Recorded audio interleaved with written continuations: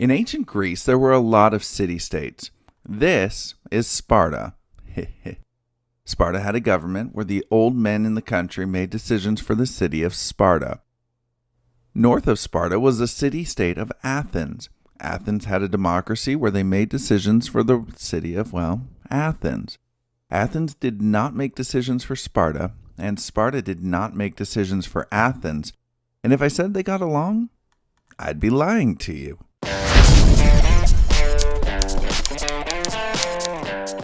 So in the introduction, you saw an example of Greek city-states. In Greece, they called the city-state the polis. City-states did not start with Greece, however.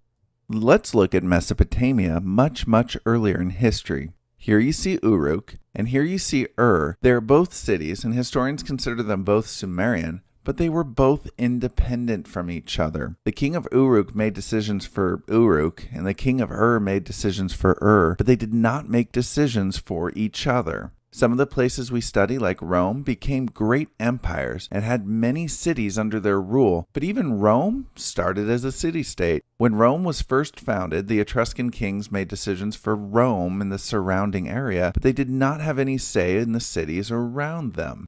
Well, until they took them over. Once Rome expanded and started having a say over other cities, they were no longer a city-state. So a city-state is sort of like a mini country, a country with one city. City-states are independent and have their own governments, and they might make decisions for the surrounding area, but they don't have other governments or countries that make decisions for them. Today, there are only a few true city-states left. One example is Vatican City. Vatican City is in the middle of Rome, but it makes its own laws. It has its own government, and it does not have to follow the laws of Rome, or the laws of Italy for that matter.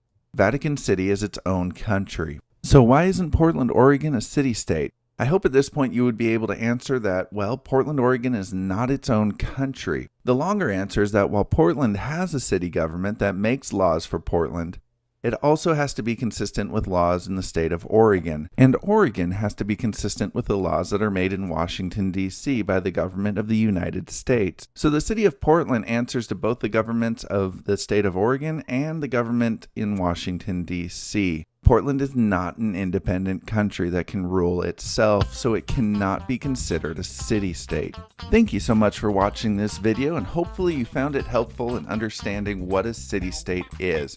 If it was helpful for you, please consider clicking that button that says like or that button that says subscribe.